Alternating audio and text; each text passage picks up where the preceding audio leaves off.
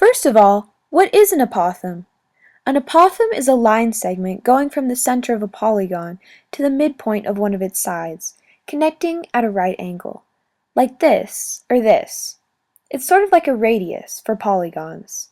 Apothems are used to find the area of polygons having 5 or more sides.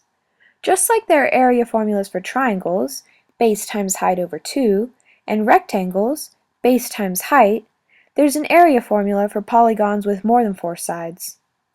This is 0.5 times a times p, or a times p over 2, with a being the apothem and p being the perimeter. Now that we have this background information, let's try a problem. We'll start with a pentagon. First, we draw the apothem. It goes from here, in the center, to the center of this side here. This is a 90-degree angle. Then, if we connect this angle here to the center of the pentagon, then we have a right triangle. And with a right triangle and some information, we can solve for the apothem, which is one of the side lengths of the triangle.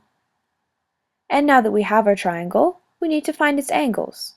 To do this, we take 360 and divide it by twice the number of sides in the polygon, which is, in this case, 5. So we divide 360 by 10.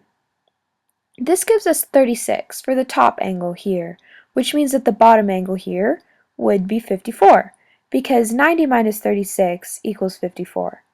Add all of these together and you get 180. Now that we have our angles, we need to identify one of our side lengths.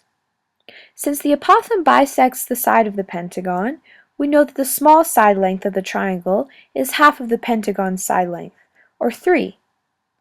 With all of this information, we can solve for the apothem. Because of what we do know, we can use the tangent to solve for the information that we don't know. Remembering the concept of SOHCAHTOA, we know that the tangent of theta is opposite over adjacent. Theta, in this case, would be 54. Its opposite side is x, as it's unknown, and the adjacent side is 3. So it looks like this. But wait! You can't put that equation into a calculator. We have to isolate x first. We can do this simply by multiplying everything by 3. So this is what you would put into your calculator. 3 times the tangent of 54. Make sure your calculator's in degrees, otherwise you'll get the wrong answer. Your answer should be about 4.129. You should always use more decimals rather than less to get the most accurate answer.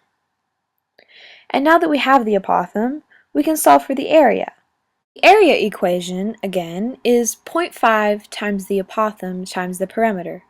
But wait, we don't know the perimeter, do we? For this, we just take the side length, which is 6, and multiply it by the number of sides, which is 5. So that's 30.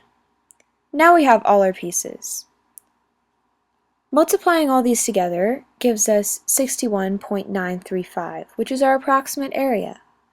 But what do we do with this information? Is it actually useful in real life? Well, here we have this lovely ice cream container. It says it holds 1 pint, but how much space is in there really? Let's find out. Each side length is 7 centimeters, so the shorter side of our right triangle will be half of that, or 3.5. And since this is a hexagon, with 6 sides, we know that the top angle of our triangle is 30. And, since 90 minus 30 is 60, that's our bottom angle. There's something special about 30, 60, 90 triangles. You don't have to use trigonometry to solve for their sides. The short side is x, the long side is x root 3, and the hypotenuse is 2x.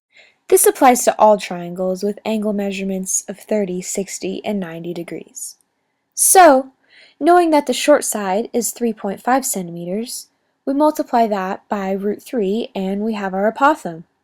This can be written exactly as 3.5 root 3 or approximately as 6.06, but we're going to keep it as a radical for the sake of accuracy. And now that we have our apothem, we can put it into the area formula. So that's 0.5 times 3.5 root 3 times the perimeter. And our perimeter is 42, and that gives us about 127.306, or 73.5 root 3. But That's not our answer, as we're trying to find the volume, not the area. The general rule for the volume of a prism is the area of the base times the height. And the height of this ice cream container is also 7 centimeters. So this equation would be 73.5 root 3 times 7 equals the volume. And this equals 514.5 times root 3, or 891.142, approximately. This hexagonal ice cream container can hold about 890 cubic centimeters of ice cream. Is this logical?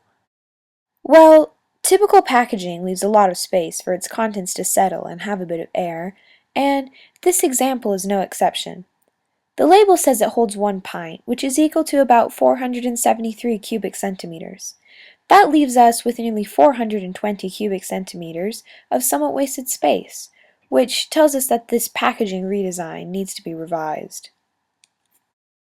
Anyway, thank you for watching, and I do hope that this has assisted with your current geometric endeavors.